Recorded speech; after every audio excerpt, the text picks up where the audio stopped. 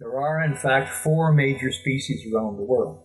And the European eel, the American eel, the Japanese eel, and then an eel that goes into Australia and New Zealand. They have the same life cycle. They spawn in the ocean and come in, most of them come into fresh water, mature, and then go back.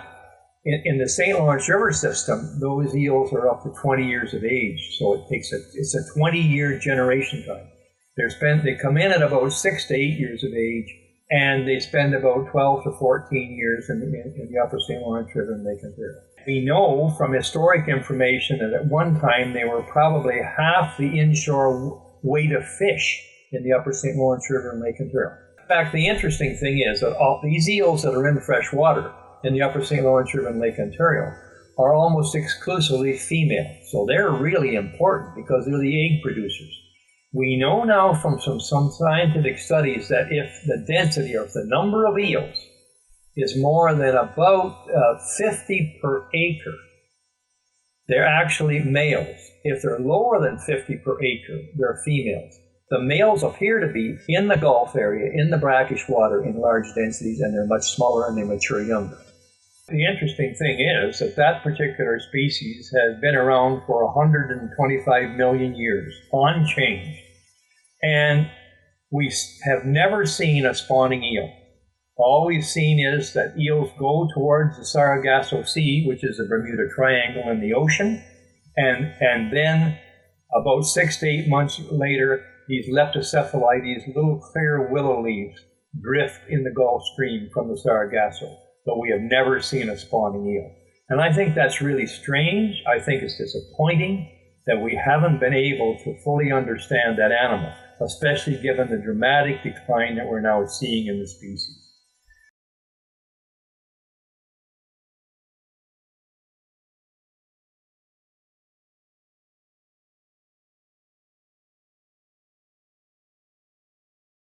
Moser Saunders Dam was a big dam that was put in at Cornwall in 1958, and it actually blocked passage of eels coming up the river from 58, 59 to 1974. In 1974 and up to in the early 70s, there were so many eels below the dam that they decided to let them come up the river. And in fact, they put a ladder in, and that ladder collected information on passage.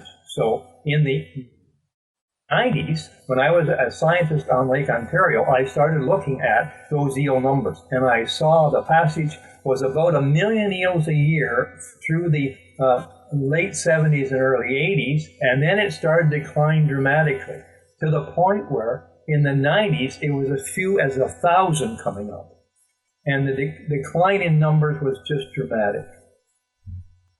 So then I decided that we needed to start to study this problem in some detail. And other scientists, in fact, around the world were starting to talk about the decline of these freshwater eels. I analyzed a lot of data, a lot of information from the U.S. commercial catch data, for example, and we realized that this decline was universal. We published a number of scientific papers indicating that. And first of all, we had to convince the scientific community that this was real. That took quite a while, actually. That took about 10 years.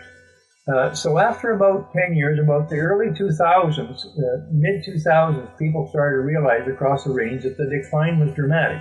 And then they started to do something about it.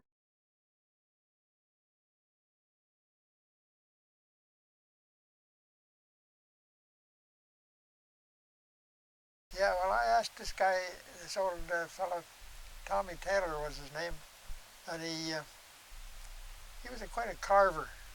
He made lots of little carvings and stuff and I asked him if he would make me a bow and arrow, and he said yeah. And I waited and waited and waited and waited, and he never come up with the bow and arrow. And I went to talk to him one day and asked him why. I was only about 6 years old, I guess, maybe at the time.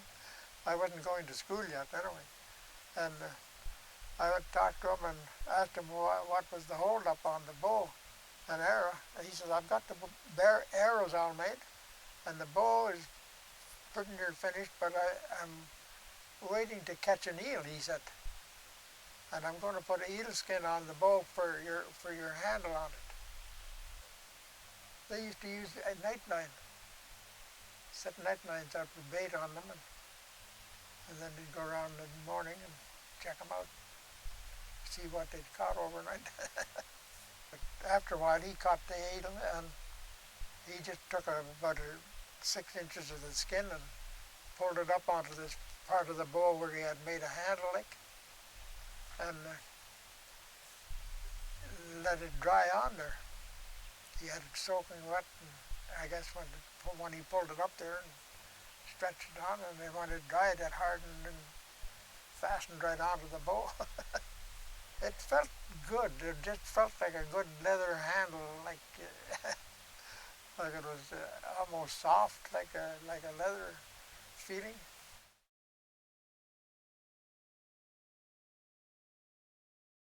In the early 80s, I and some friends did a lot of scuba diving. And once we were scuba diving inside an abandoned power plant at Young's Point. The dam was still there, and sort of the structure, but the generators and everything were gone. And it was like concrete tunnels and concrete rooms.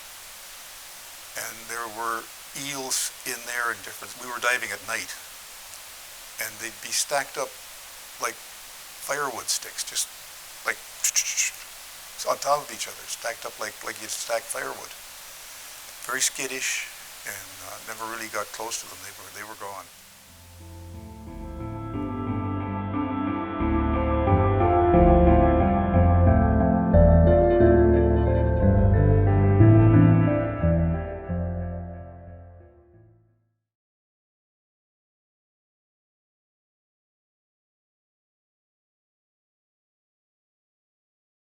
The languages was given to us by the Creator, so therefore that's your very own, that's your own identity. That's how we understand the worldview, and describing things, because our language is so descriptive. That's it's kind of a spiritual journey, because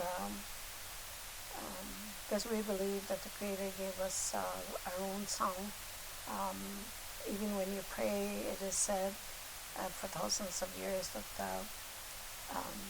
every nation was given to use.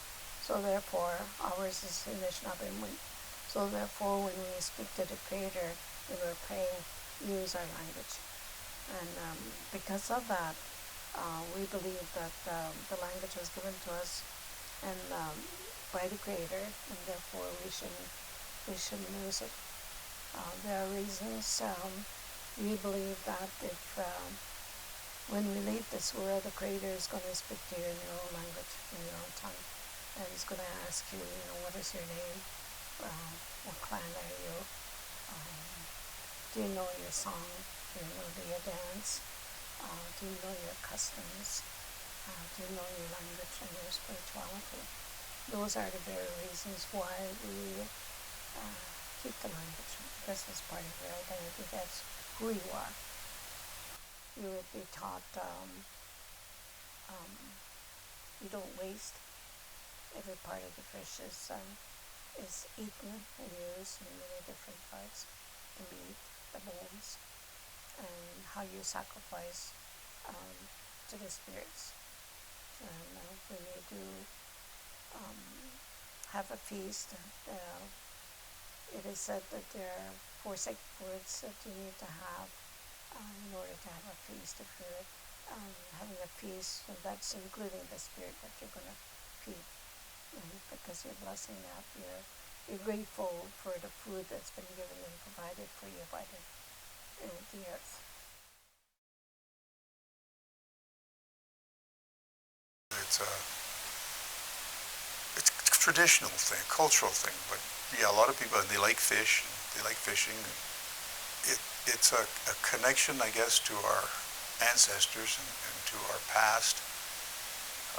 People fish because they've always fished. This is what we do at this time of year. We fish, sort of. So it's a cultural, social activity.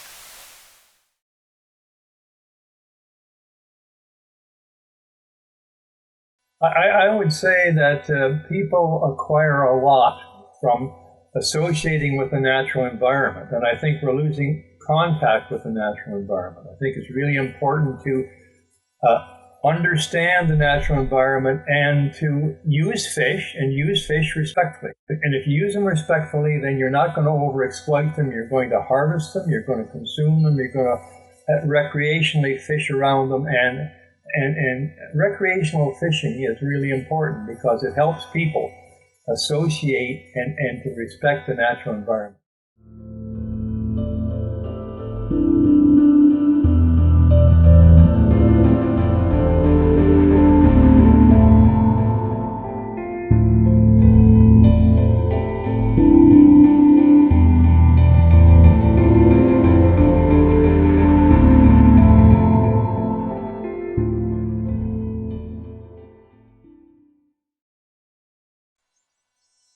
It's a bellwether species. It's a bellwether species of the aquatic environment. The aquatic environment is, in fact, an accumulation of everything on the land. So the point is that if we affect things on the land, we're affecting the aquatic environment. If we affect the aquatic environment, we just can't stand on the shores and look at it and go like, well, there's water there, everything is fine. We need to look at the creatures in the water. There are functional organisms.